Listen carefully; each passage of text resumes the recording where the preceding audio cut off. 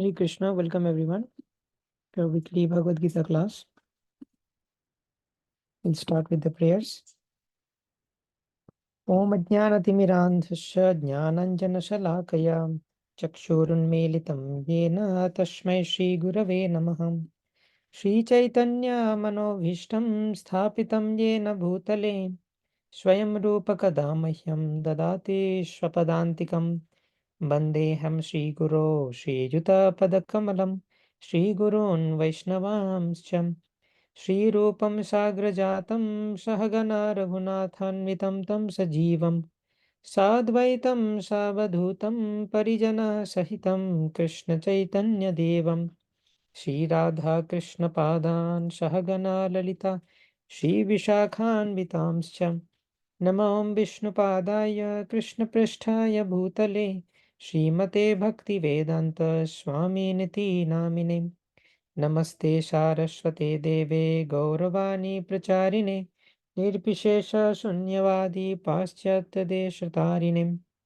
Vanchakalpatarubhyascha Kripa Sindhuvya Evacha Patitanam Pavanebhyo Vaishnavebhyo Namo Namaha Namo Mahavadanyaya Krishna Prema Pradayate Krishnaya Krishna Chaitanya Namne Gauratvishe Namaham Panchatattvatmakam Krishnam Bhaktarupa Bhaktavataram Bhaktakhyam Namami Bhakta Shaktikam He Krishna Karuna Sindho Deenabandho Jagatpate Gopesha Gopika Kanta Radha Kanta Namostute तप्त कांचन गौरांगी राधे वृंदावनेश्वरी वृषभानुसुते देवी प्रणमामि हरिप्रिये नीलाचल निवासाय नित्याय परमात्मने बलभद्रा सुभद्राभ्यां जगन्नाथाय ते नमः जय श्री कृष्ण चैतन्य प्रभु नित्यानंद श्री अद्वैत गदाधर शिवासादि गौर भक्त वृंद हरे Krishna Krishna Krishna Hare Hare Hare Ram Ram Ram Hare Hare. Okay, so we are discussing the 10th chapter of Bhagavad Gita, the opulence of the Absolute. So this chapter discusses different opulences of Krishna. In the previous chapters, like in 7th chapter also, we have seen some of the opulences of Krishna.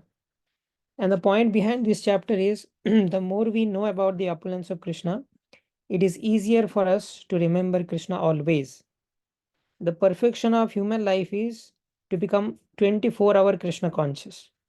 So for that, we must relate everything with Krishna. So in this entire cosmic manifestation, if we can relate every object of this universe with Krishna, then that is our success. Whenever we see something, we remember Krishna. We know that this is manifestation of Krishna's energy.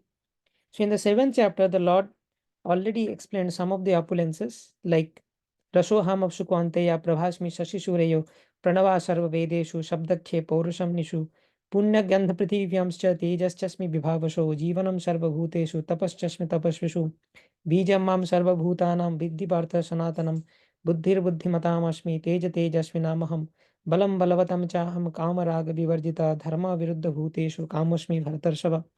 Like this, the Lord goes on in the 7th chapter. Some of the opulences are described in 4-5 slokas.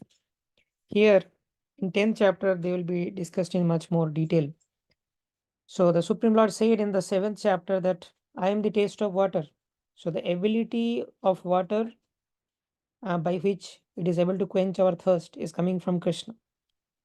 Punya Gandha Prithivyamscha, the fragrance of earth. We see so many beautiful trees and flowers are growing and they are having beautiful fragrances. So they get all their fragrances from the earth. And Krishna is the source of that. Paurusham Nishu. Krishna is the ability in all of us. Whatever we achieve, we are achieving it by the mercy of Krishna. Krishna is giving us this ability. So to recognize Krishna everywhere, to see Krishna's hand everywhere, this is the vision of a pure devotee. And that is obtainable only when we know about these opulences of Krishna in detail. So we discussed that we cannot know Krishna completely.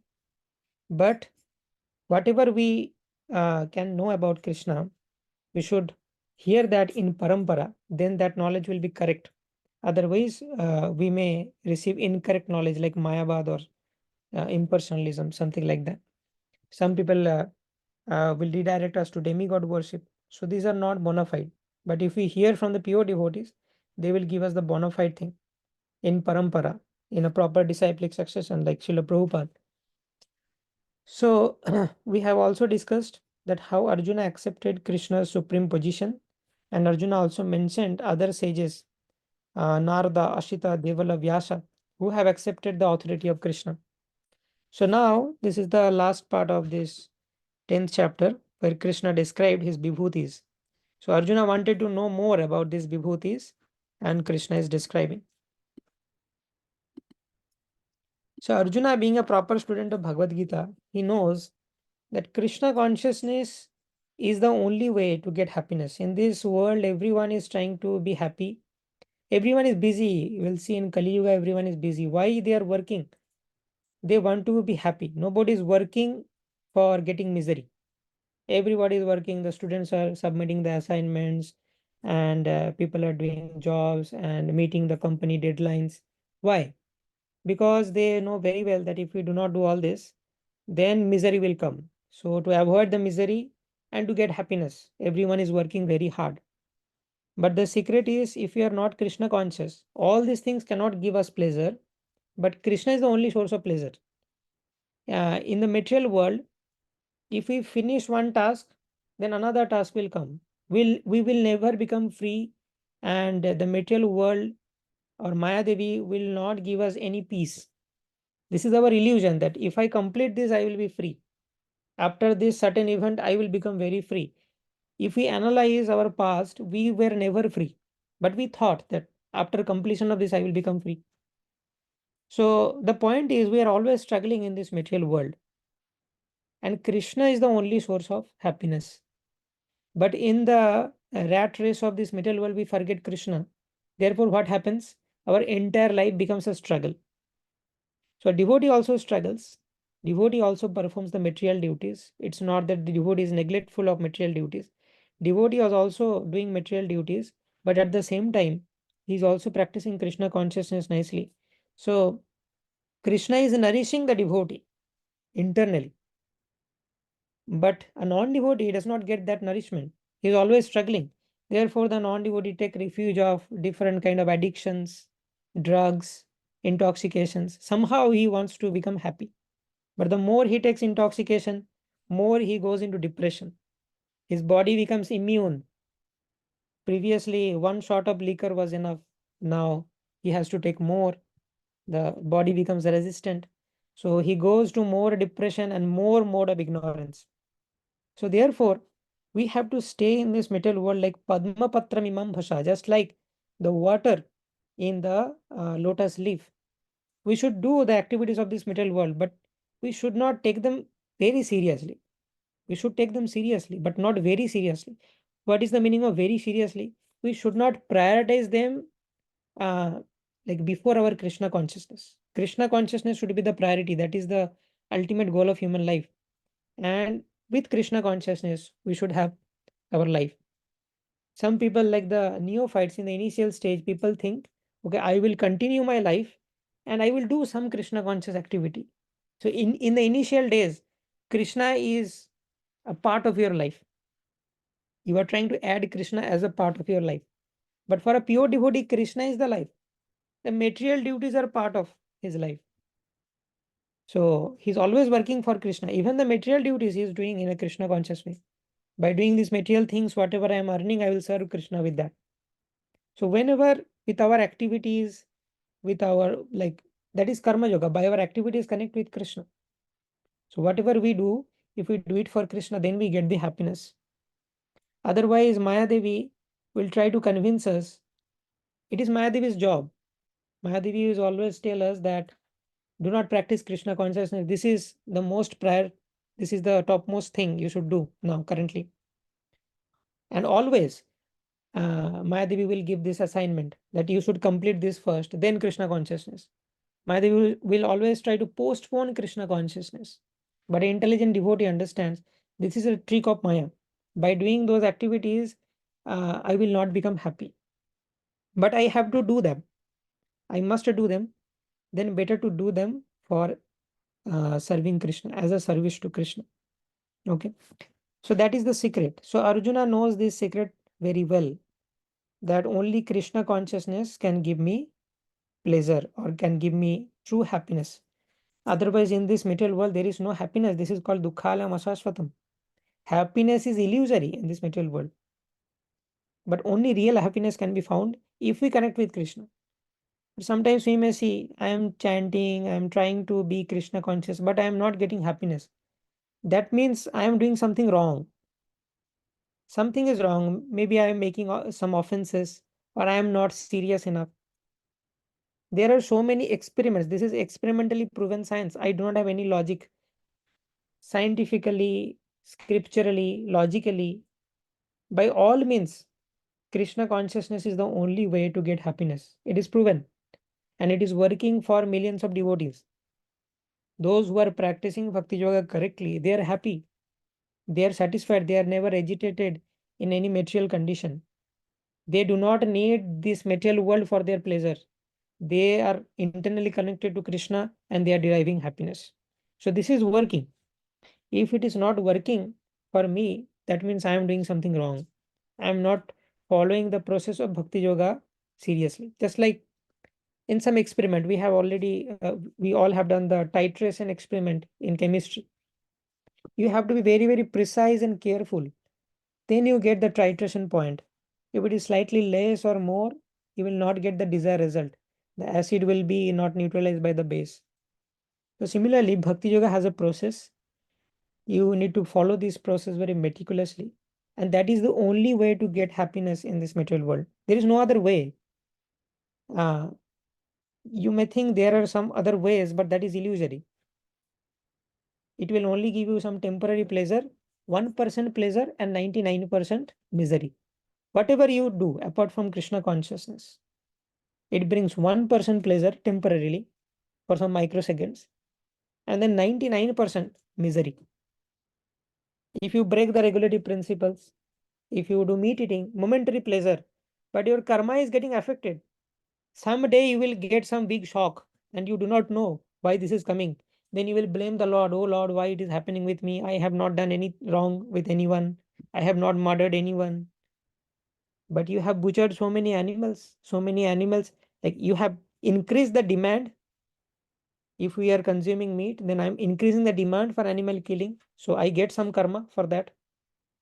So meat eating, intoxication, illicit sex, gambling, all these affect our karma very much. So for momentary pleasure, we are creating havoc in our life. Okay. So therefore, the only thing is Krishna consciousness, and that is the only goal for Arjuna. Arjuna wants to become more Krishna conscious. The more you are Krishna conscious, you will understand the importance of Krishna consciousness. And the less we are Krishna conscious, we will think this is also some ordinary thing. The Vaishnavas, devotees are always telling me to do, but they do not realize that why the devotees are telling. The devotees do not get any money or any wealth. They do not have any benefit. But the devotees like Prahlad Maharaj, like Srila Prabhupada, they are compassionate. They are already in the pure consciousness. They are connected to Krishna, and therefore they are enjoying unlimited pleasure. And they are becoming compassionate on those living entities who are suffering in this material world. Due to their compassion, they try to convince that, oh, living entity, please chant the holy names of Krishna. Please take this Krishna consciousness very seriously. But if we are not Krishna conscious enough, we cannot even understand the mood of a devotee who is trying to preach us. So, like as the saying goes, it takes one to know one. The more we are Krishna conscious, the more we realize in our bhakti we will progress. If we are sincere, gradually we will make progress. And in each stage, we will rediscover what Srila Prabhupada has given for us. In the initial stage, like for me, I did not know about Srila Prabhupada when before I joined ISKCON. So then I thought Srila Prabhupada is an old man, nothing very important. When I came to ISKCON, I knew that, oh, Srila Prabhupada is the founder Acharya. Then gradually I started appreciating Srila Prabhupada. Then I understood Srila Prabhupada is a big scholar. He knows all the Vedic science, and he has read all the Vedic literatures, all the commentaries of the previous acharyas. He is giving those commentaries in the Bhakti Vedanta purports. So then we realized how much Srila Prabhupada suffered, sacrificed night sleep for us. So in each stage, when we advance in bhakti, we we feel gratitude towards our previous acharyas, towards our Shiksha Guru, Diksha Guru. Then we know their sacrifice, the more we advance. So here in the second chapter, Krishna um, started speaking. Why? Because Arjuna accepted Krishna as Guru, and Arjuna is very grateful to Krishna. And therefore, Arjuna is trying to become more Krishna conscious. And therefore, Arjuna in the last sloka, yes, the last sloka we discussed. Oh Janardhan, again please describe in detail the mystic power of your opulences. Again describe. In seventh chapter you have described. Again describe. Arjuna is asking. I am never satiated in hearing about you. For the more I hear, the more I want to taste the nectar of your words. This is the feeling we get. The more we become Krishna conscious, more we realize that we do not know anything about Krishna. I should hear more about Krishna. The more divine qualities are manifested in us. So, with that introduction, let's start now. What the Supreme Lord says about his vibhutis. There are so many verses. We'll try to cover them as much as possible. Shri Bhagavan Uvacham Hantate Kathayishyami Divya Yatma Vibhutayam Pradhanyata Kuru Shrestha Nastyanto Vistarashyamem. The Supreme Person of Godhead said, yes, I will tell you my splendorous manifestation. And Krishna is revealing this secret to Arjuna because Arjuna is a devotee and he is qualified devotee. But only of those which are prominent, O Arjuna. My opulence is limitless. We already discussed that Krishna's opulence is infinite. Only the prominent ones will be described in these slokas. And how many slokas? 19 to 42. Such a huge number of slokas. अहमात्मा गुणाकेश सर्वभूतशयस्थिता अहमादिश्च मध्यम च भूतानाम् अन्त एव च. So we should also hear this very attentively with a prayerful attitude that, O Krishna, along with Arjuna, I am also hearing the Bhagavad Gita. After so many lifetimes of nonsense activities, I have got this opportunity to hear Bhagavad Gita, just like you presented it to Arjuna. So we should hear this in a prayerful attitude, and we should pray to Krishna that may, by hearing all your opulences, bhakti arise in my heart. My heart is now very dry. I do not feel any love for you. So maybe after hearing these opulences, by your mercy, I may become Krishna conscious. So here very attentively and try to appreciate Krishna by realizing these opulences, Krishna's beautiful qualities. Krishna is the super soul seated in everyone's heart. And Krishna is the beginning, the middle, and the end of all beings. Krishna is always there. When no living entities were created, Krishna was there. Living entities are manifested, they are doing something in material world. Krishna is still there. After annihilation of material world, everyone will go back to Mahavishnu's body. Mahavishnu is still there. So Krishna is in the Adi, Madhya, and Anta. Adityanam aham Vishnur Jyotisham Raviram Shuman Marichir Marutamashmi Nakshatranam aham Shashi.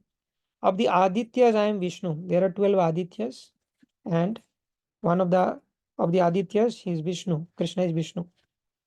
Of the lights, I am the radiant sun. There are so many stars in the sky, but the sun is the most prominent. So whatever best we see, the best thing is Krishna's manifestation. Someone becomes best by Krishna's mercy. Of the Maruts, I am Marichi. Among the stars, I am the moon. Then Krishna says, Vedanam sama vedosmi devanam asmi vashavam indriyanam manaschasmi bhutanam asmi chetanam.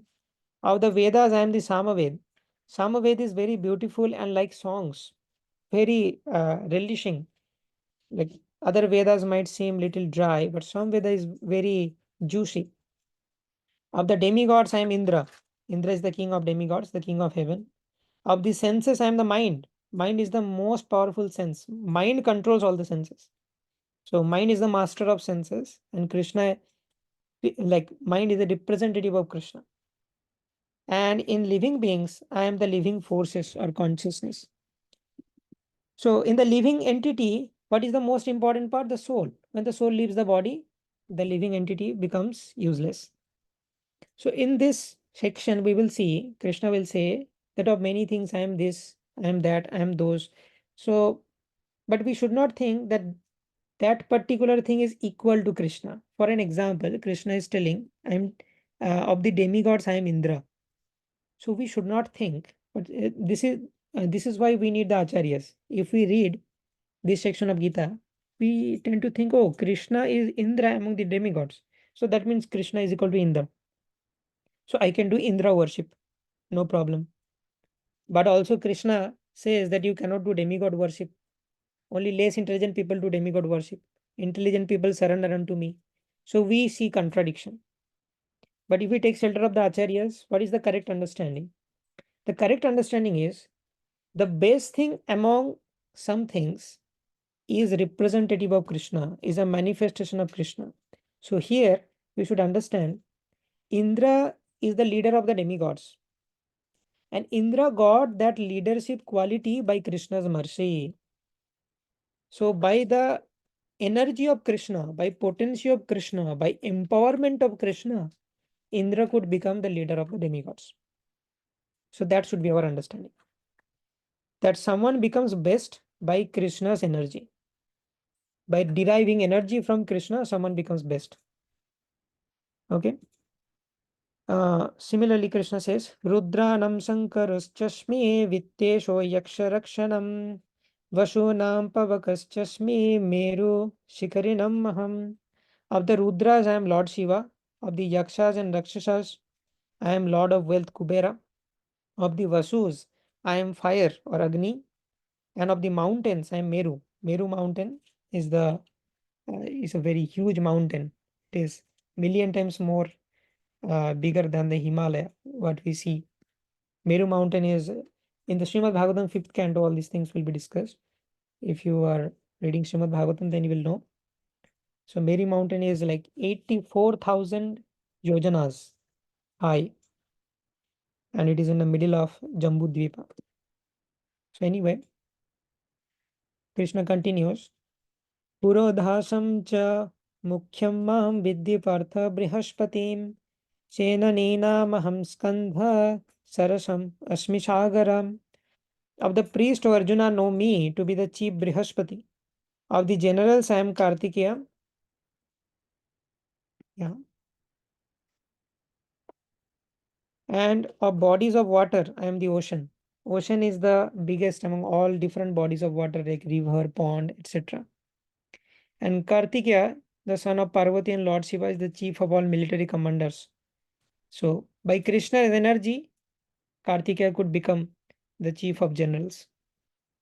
महर्षिणां भृगुरहं गिरामस्म्यकमक्षरं यज्ञानं जपयोग्योऽस्मि स्थावरानं Himalaya. Of the great sages I am Bhrigu. Of the vibrations I am the transcendental Om. Of the sacrifices I am the chanting of the holy names Japa. And of the immovable things I am the Himalayas. So that means out of all sacrifices, chanting of the holy name, sacrifice means Jagya. Out of all different yagyas, Sankirtan Yagya is the topmost. And therefore, this Sankirtan Yagya is called the Yuga Dharma. This is the best way to connect with Krishna. So we discussed that whatever we do in this material world, we cannot get happiness unless we are connected to Krishna. Because this material world is a place of misery. So the more we interact with this material world, the more miserable we will be. Suppose in a day, you are only engaged in your assignments, a job, boss is telling something, giving you assignment. So that day you will feel miserable. The more you interact with this material world, you feel miserable because material world is a source of misery. It is a very simple principle. Suppose you have a body at 100 degrees centigrade and you have a body at 20 degrees centigrade. If you bring them closer, what will happen? The 20 degree centigrade body will derive heat from the 100 degree centigrade. So this material world is dukkhalayam. It is full of misery. If you interact with this, if you touch this material world again and again without gloves, you will receive that heat. Now, Krishna consciousness gives you that glove by which if you even touch the material world which is full of misery, you do not get affected. So a devotee who is calm and composed, completed 16 rounds in the morning and doing sadhana very nicely. Even if the boss is saying something, even if his material life is not going as expected, he's not disturbed. He knows that, yeah, in material life, something will go high and low. This is the nature of the material world. Sukha dukkha will come.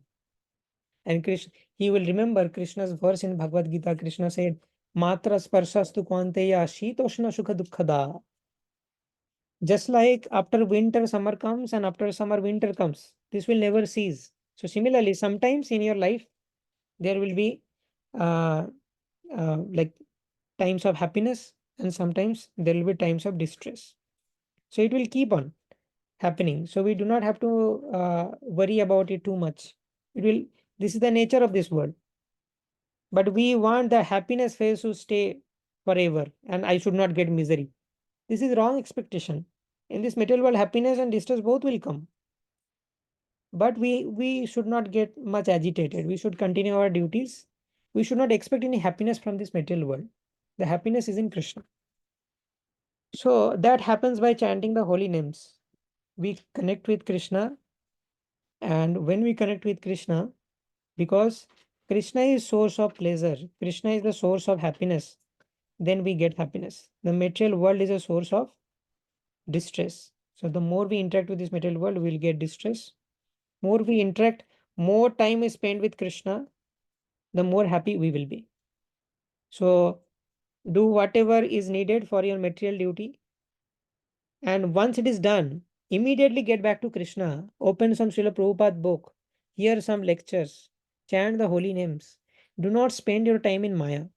Temporarily, you may say, oh, I completed one assignment. Now I am free. Let me watch a movie. So that is fine. So, but temporarily you will get some happiness. But again, you are seeing the movie, you had time. But deliberately you chose the movie over Krishna. You could hear a lecture in YouTube about Krishna consciousness. But deliberately you choose something else, sense gratification. So now you have to pay the price. Some karma will come. So if we initially it will take some time, but when you become a little pure, then you will only derive pleasure in the Krishna conscious activities. Naturally, you would like to hear lectures, read Srila Prabhupada books, chant the holy names, worship the deity form. I have got some time, so I will watch some darshan, Vrindavan darshan. In YouTube, there are so many things. Or I will visit the dhams. So your taste in Krishna conscious activities will increase. Okay. So deliberately we should again and again choose Krishna whenever we have opportunity. We cannot say that we are working 24 hours. That is not possible. Nobody is working 24 hours. They have some time for themselves. Now, here comes the big thing, that how we are utilizing that time. Am I utilizing that time in Maya for sense gratification, watching movie, talking nonsense with friends, and doing so many other things? We are not doing always important things. This is not possible. Somebody may give the excuse that, okay, I have so many responsibility in my material duties. But somehow we have some time for ourselves. If we give that time to Krishna, then in long run we will be happy. But if we give that time to Krishna, to Maya, we will get temporary happiness, but long term misery. And it is explained. There is some verses in Bhagavad Gita. It says, Jattad agre vishamiva pariname amritopamam. In the 18th chapter, 18.37. Yeah. So the verse says, Jattadagre vishamiva pariname amritopamam tat sukham satvikam proktam atma buddhi prasadajam. See, what is the nature of pleasure in mode of goodness? And Krishna conscious pleasure is in mode of pure goodness. So it says that which in the beginning may be just like poison, but at the end it is just like nectar. That is called Sattvika Sukha. So Krishna conscious activities, hearing a kirtan, hearing a lecture, Krishna conscious lecture, reading Srila Prabhupada's books, these are also very pleasurable activities. But initially, with a polluted mind, if you try this, it will be just like a poison. Your mind will not be able to digest that. Your mind will say, no, no, please watch a movie. It is boring. Reading Srila Prabhupada books, I am not getting pleasure. So yes, it will happen. Initially, it will feel like poison. But at the end, it will be nectar when your mind gets little purified. If you start cleaning a room which is full of dust, initially so much of dust will come into the air, okay, and it will be very uncomfortable. But if you keep cleaning, after some time it will be clean. So similarly, and this is the next sloka talks about shortcut. विषयेन्द्रिय संयोगा यत्तदग्रे अमृतोपमं परिणामे विषमिव तत्सुखम राजसं स्मृतम. What is rajasic sukh? Vishayendriya samyogat. You supply what your senses demand. Your eyes are demanding that let me watch a movie. Now I am free. And you supply that. So that means Vishaya and Indriya coming together. Indriya is your eye or your mind. Your mind is trying to watch something, something interesting, something sense gratification, and you supply that. Then what happens? Jatad agre amritopamam. It is like nectar when you are watching. Oh, so much relaxation of the mind. But pariname bishamiba, it weakens the mind and it will increase the demand of the mind. And it will increase the demand of the mind up to such extent that always you have to supply the mind with this kind of sense gratification. Otherwise, it will not cooperate with you. The mind will become more stubborn that I want that sense gratification. The more you feed the mind, it will be stubborn. And with a stubborn mind, you will suffer miserably in this material world. So this is a proper science. And even the like motivational speakers and psychologists, they also say there is a thing called dopamine detox. You have seen in modern terms. This is the same as this. That sometimes you have to do boring things deliberately. It helps the mind to recover. Even the material scientists are discovering. Obviously, that is by the mercy of the Lord that they are getting some good intelligence. Therefore, we are saying that ISKCON preaching is becoming successful, majorly within the scientific community. Most of them are accepting because this is a proper science. There is no doubt about it. So yes, by this japa or sankirtan yagya, this is the best way to connect with Krishna and get happiness. And of immovable things, I am the Himalayas. Okay. Ashwatha sarva vrikshanam devarshinam cha narada gandharvanam chitraratha siddhanam kapilo munim. Of the trees, I am the banyan tree, and of the sages, among the demigods, I am Narada. Narada is the best of the sages, that means. Of the Gandharvas, I am Chitraratha, and among perfected beings, I am the sage Kapila. Kapila is one incarnation of the Supreme Lord. We will read more about it in Srimad Bhagavatam. You see, the philosophy is mentioned in Srimad Bhagavatam. Later, another Kapila became famous, but his philosophy was atheistic. There were two Kapilas. One Kapila is the incarnation of the Supreme Lord, another is a cheater. So we need to be careful. The actual Kapila is described in Srimad Bhagavatam, his teachings. Uchvai Shravam Asvanam Vidhi Mam Amrito Bhavam Airavatam Gajendranam Naranam cha Naradhipam. Of the horses, know me to be Uchchai Shrava, produced during the churning of the ocean of nectar. When the milk ocean was churned, this Uchchai Shrava horse was manifested. So Krishna is that. Like Krishna's manifestation is that. Of lordly elephants, I am Airavat, Indra's elephant. And among men, I am the monarch or the king. King is representative of Krishna. So therefore, the king has a very important duty. The king should rule the citizens in a Krishna conscious way by following the instructions of Krishna. The administrative head of the state should be very, very responsible and Krishna conscious person. Then only there will be peace, prosperity, wealth in the state. Ayudhanam aham vajram dhenunam asmi kamadhuk prajan prajananschasmi kandarpa sarpanam asmi vashuki. Of the weapons, I am the thunderbolt. Among cows, I am Suravi. Of the causes for procreation, I am Kandarpa or Kamdev, who gives the impetus for procreation, the god of love.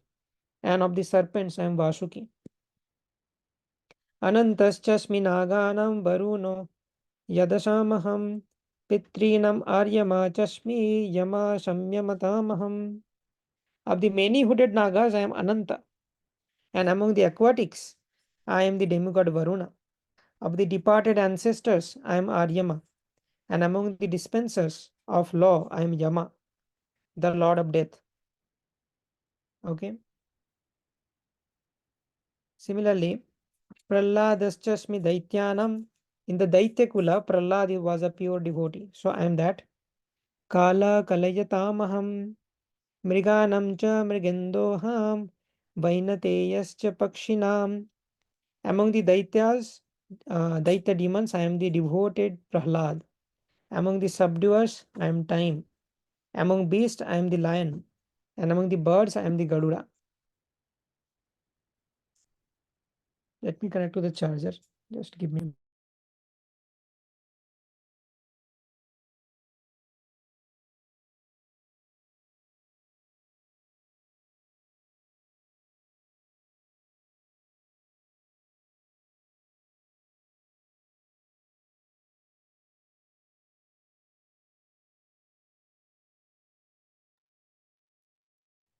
Okay.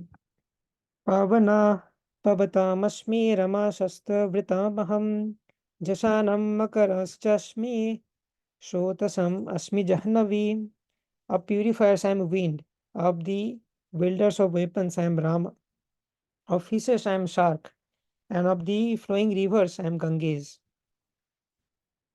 Sarganamadirantascha madhyam chaivaham arjunam adhyatma vidya vidyanam vada pravada vada pravadatamaham. Of the creations I am the beginning and the end and also the middle. Adi Anta Madhya we already discussed. O Arjuna, of all sciences I am the spiritual science of the self. This is the greatest science. We are discussing about the science of Krishna consciousness. And among logicians I am the conclusive truth. So in everything, so if even if we are debating, we can remember Krishna, that Krishna is the conclusive truth. So in all activities, we can remember Krishna if we know these opulences. Aksharanam akaroshmi dvanda samsikshayascha aham eva kshaya kalo dhataham vishwato mukha. Of letters, I am the letter A. And among the compound words, I am the dual compound, dvanda samas. I am also inexhaustible time, Kala Shakti, by which Krishna will destroy the soldiers of both the parties of Kauravas and Pandavas. And of the creators, I am Brahma. Mrityu sarvaharaschaham udbhavascha bhavishatam kirti shrirvakcha narinam smritir medha dhritiksham. I am the all-devouring death. Mrityu is representative of Krishna. And I am the generating principle of all that is yet to be. Among women, I am fame, fortune, fine speech, memory, intelligence, steadfastness, and patience. So they are all, they have a personification. They are all feminine personalities. All these qualities, they are also they are also a person in the spiritual world. Okay. So in the spiritual world, everyone is conscious, even these qualities. There are personified Vedas. We know Vedas are books, but there are some personality. Samaveda, Rigveda, Yajurveda. So everything is conscious in the spiritual world. And that is the source of whatever we see here in this material world, the reflection we see here. Brihat Sama Tatha Shamnam Gayatri Chandasamaham Manasam Margo Shirshoham Ritunam Kusumakaram. Of the hymns of the in the Samaveda, I am the Brihat Sama. And of the poetry, I am Gayatri. Of the months, I am the Margashirsha or the Magh, November, December. And of the seasons, I am the flower bearing spring season. So whatever is the best in everything is manifestation of Krishna. That is the theme we should always keep in mind. Dyutam chalayatamashmi tejasvinamaham jayoshmi vyavashayosmi shvattam sattvatamaham. I am also the gambling of cheats and of the splendid. I am the splendor. I am victory. I am adventure, and I am the strength of the strong. So this may be little bewildering. Krishna is telling, I am also the gambling of the cheats. So by this, Krishna means that even in the cheaters, I am the greatest. So that means we cannot cheat Krishna. If we think that I will not become Krishna conscious, but at the end of the life, I will remember Krishna and I will go back home, back to Godhead. So I will do material sense gratification also. And at the end of the life, I will suddenly remember Krishna and I will go back home, back to Godhead. That is not possible. You cannot cheat Krishna. Because Krishna is the absolute truth, everything comes from Krishna. Even the cheating propensity comes from Krishna. We have already discussed. Every quality comes from Krishna, but in Krishna, that quality is in absolute form. But when that quality comes in material world, it is affected by duality. This is a complex matter. Just for understanding, we should let us give an analogy or with an example we can understand. Just like Krishna was also stealing butter. So stealing is a bad thing, right? So when we see that quality coming into this material world, stealing is bad, giving charity is good. But when Krishna steals butter, that is glorified in the pages of Srimad Bhagavatam. Krishna gives charity, that is glorified in the pages of Srimad Bhagavatam by different sages. So in Dwaraka, Krishna was giving charity. In Vrindavan, Krishna was stealing butter. Both are glorified. Both are absolute platform. So anything when Krishna does, it becomes purified. It is all auspicious. Krishna's stealing of the butter is also auspicious. In general, if a thief comes to my home and steals everything, I'll be devastated. But when Krishna comes to your home and steals your butter, you are the most fortunate living entity in the entire universe. We know that pastime where Krishna took all the fruits from a fruit vendor women, and Krishna only gave one or two rice particles to that woman. But that woman was very much attached to the Bal Gopal form of Krishna. And finally, uh, the women found that the whole basket is full of jewels. So when Krishna takes from you, it is also auspicious for you. When Krishna gives you, that is also auspicious for you. So whatever Krishna does is all auspicious. Therefore, Krishna is in the absolute platform. So all qualities, even the negative quality, the so-called negative quality is coming from Krishna. But when Krishna exhibits that negative quality, it is not negative anymore. It becomes all auspicious. Just like the stealing, right? So here Krishna is telling, you cannot cheat me. Chalayatam, of all the chala. Chal means cleverness. I am the most clever personality. You cannot cheat me. That's the purport. वृष्णीनां वासुदेवस्मि पाण्डवानां धनञ्जय मुनीनाम् अप्यहं व्यासः कवीनाम् उशना कवि. Of the descendants of Vrishni, I am Vasudeva, and of the Pandavas, I am Arjuna. Of the sages, I am Vyasa, and among the great thinkers, I am Usana. Dando damayatamashmi niti rasmi jigishatam maunam chaivasmi guhyanam jnanam jnanavatamaham. Among all means of suppressing lawlessness, I am punishment. So whenever there is lawlessness, Krishna comes in the form of punishment. And of those who seek victory, I am the morality. Of secret things, I am the silence. And of the wise, I am the wisdom. So this is some kind of allegory. But yes, in everything, even in the subtle things, gross things, tangible, even among the tangible things, Krishna is the best. Even among the non-tangible things, Krishna is best. Yacchapi sarvabhutanam bijam tad aham arjuna na tad asti vina yatsan maya bhutam characharam. Furthermore, O Arjuna, I am the generating seed of all existences. There is no being, moving or non-moving, that can exist without me. Krishna is the generating seed of all existence. Everything came from Krishna. Chara, achara, both. Nantosti mama divyanam vibhutinam parantapa esha tudde shata prokto vibhutir vistaro mayam. O mighty conqueror of enemies, there is no end to my divine manifestation of or my opulences. What I have spoken to you is but a mere indication of my infinite opulences. Very few of them I have discussed. Yeah, and the last two verses are very, very important. Yadyad vibhutimat sattvam srimad urjitame vavam tattad eva vagachatvam mamate jumsa sambhavam. So this is what we should carry after hearing this section. Know that all opulent, beautiful, glorious creation, that is explained. Anything opulent, anything beautiful, anything glorious we see spring from but a spark of my splendor. My splendor is unlimited, and one spark of my splendor is given to that thing. Therefore, that is opulent, that is beautiful, and that is glorious.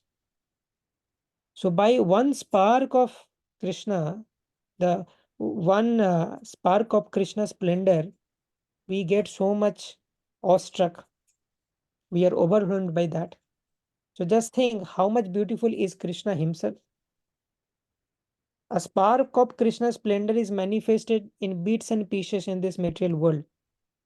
And we are amazed by that beauty. So just think how much Krishna will be beautiful, how much opulent and how much glorious will be Krishna himself. Athava bahunaytena kim gyatena tavarjuna vishtavyaham krishnam ekam shena sthito jagat. But what need is there, Arjuna, for all this detailed knowledge? With a single fragment of myself, I pervade and I support this entire universe. So all these details, there are so much more opulences to describe. But what is the need? If you understand me as it is, then you get everything. With a single fragment of myself, I pervade and support this entire universe. So just by seeing these opulences, Krishna had limited time. So Krishna describes some of the opulences, and all of these are with a single fragment of Krishna. Krishna is supporting this material universe, all the glorious things in this material world by a single fragment. So then we should understand the majesty of Krishna. And with that majesty, we should perform devotional service. That is the purpose of this chapter. So we completed the 10th chapter, and in the 11th chapter, there is universal form, another manifestation of Krishna's opulence. In the universal form, Arjuna will see everything is there inside Krishna. All the demigods, all the planetary systems, everything is coming inside. And within that, Arjuna will also see that I am also there, and Krishna is speaking me Bhagavad Gita in the battlefield of Kurukshetra. So Krishna is the source of everything. Krishna, uh, Krishna is the matrix of everything, which like um, contains everything. So therefore, these three Gunavataras, Brahma, Vishnu, and Mahesh, they are Krishna's expansion. By Krishna's energy, Brahmaji creates, and Vishnu himself maintains, and by Krishna's potency, Lord Shiva destroys. So in Adi, Anta, Madhya, everything is Krishna. So we should understand this majestic aspect that Krishna is uh, not like some demigods who came here, did some pastime with gopis, and we should not misunderstand Krishna's relationship with the gopis just like some ordinary boyfriend girlfriend relationship. So therefore, before reading the pastimes of Krishna with Mother Jashoda, with the gopis, we should understand this majestic aspect of Krishna by reading Bhagavad Gita and the initial few cantos of Srimad Bhagavatam. Then we know Krishna, the Tattva of Krishna. And then our devotion becomes very deep. With that deep devotion, we can understand more intimate pastimes of Krishna. So That foundation is given by this chapter, 10th chapter, very important. Okay, so is there any questions?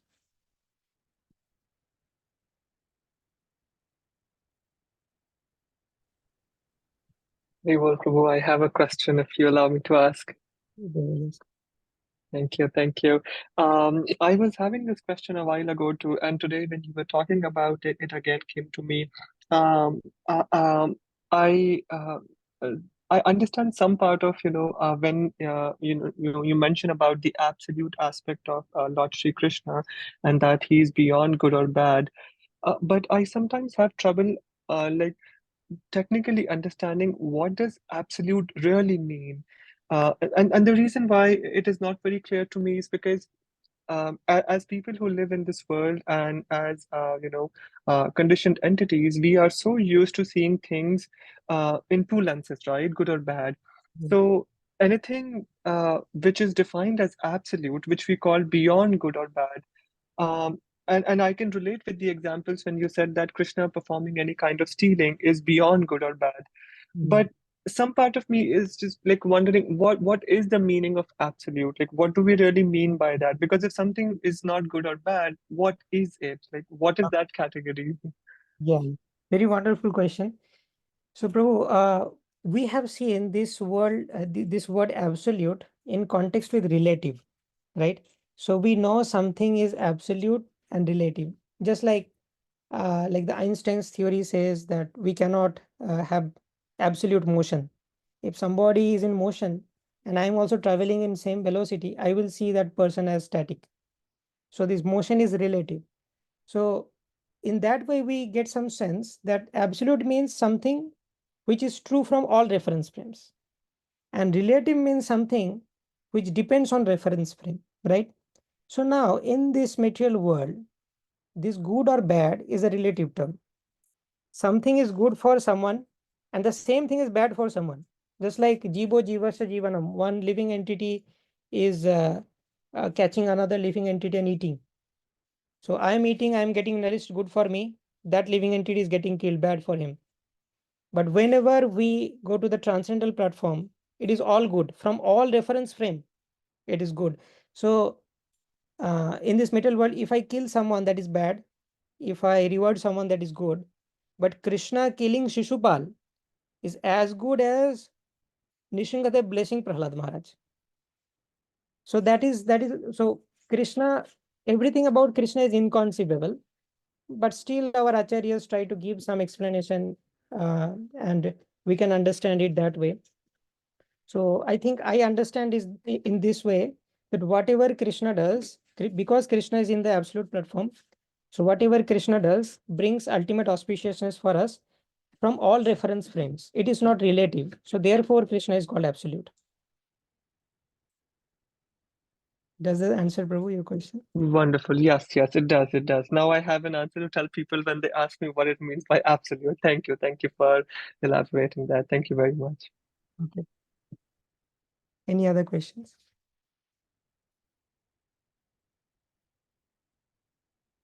Okay. So we'll continue this chapter 11 in the next class, the Vishwarup Darshan Yoga. Thank you very much for attending this session. Srimad Bhagavad Gita as it is ki jai, Srila Prabhupada ki jai.